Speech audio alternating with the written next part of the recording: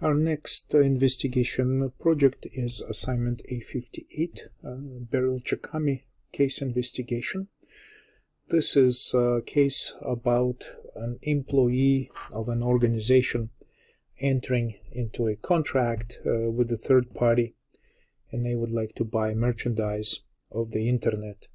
So there is a dispute about this transaction, and of course you will find out all the details in the case brief. So use the case brief to specify the case summary and the objectives that you receive in your investigation. So just specify what is the image file you're using, MD5 and SHA-1 values. As always, these two are a mandatory type of entries in your reporting. You want to indicate that you validated the images and they validate correctly. Then, as you process the case, obviously I want you to start a new autopsy case for this assignment, and you should decide what type of ingest modules you would like to configure and execute as part of this investigation.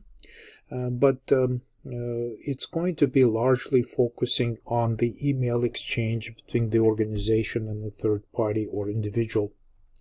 And of course, you would have to construct a timeline of these exchanges and analyze pictures attached to these emails and other documents available also as email attachments. So your primary focus in this investigation is going to be working with emails and use autopsy interface for looking at email communications.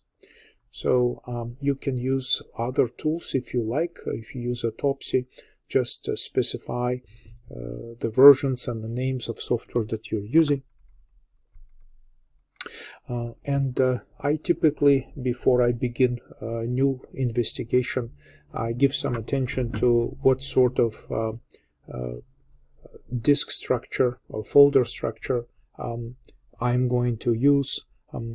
Since we already started a number of new cases with autopsy, you can continue using the same structure, but I want you to specify what structure you're using, what location on your directory.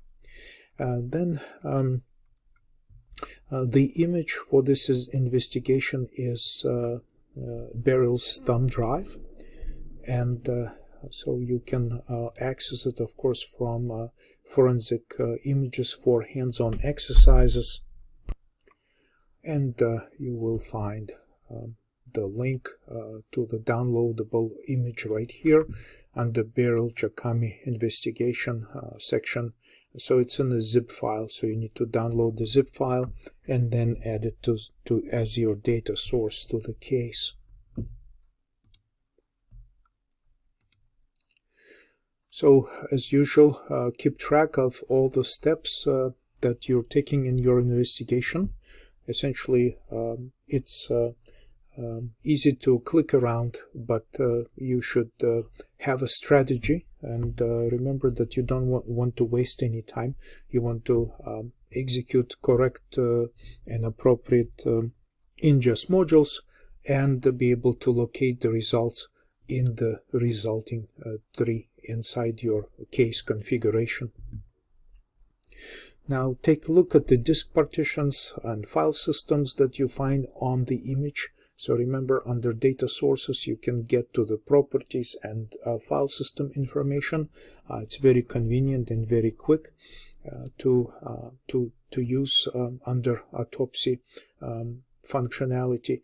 And of course, once you begin to find out and come across various types of artifacts, files, images, documents, make sure that you list these documents, these files, subfolders, anything you like to mention in this case, under a list of files of interest. Also, it's possible that you may want to export some of the information out of the case. This is not a requirement, but if you do, of course, if you use other software tools outside of Autopsy, make sure that you mention this.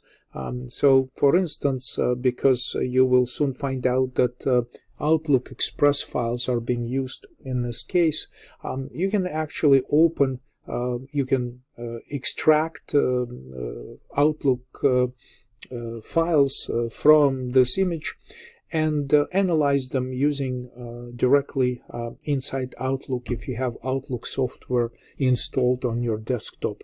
But this is not a required step. But just in case, if you do use some sort of software tools besides Autopsy, make sure that you describe your activity and how how you use these tools and what did you do with them.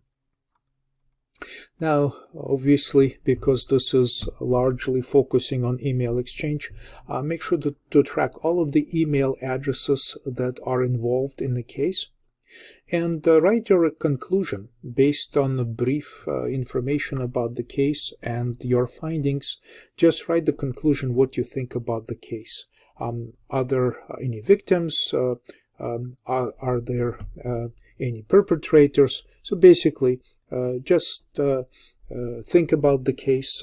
It's keep it open-minded, be very objective, and just specify what you think about this. And also, of course, if you have any other notes or thoughts, you can also write them directly here in the bottom of this handout.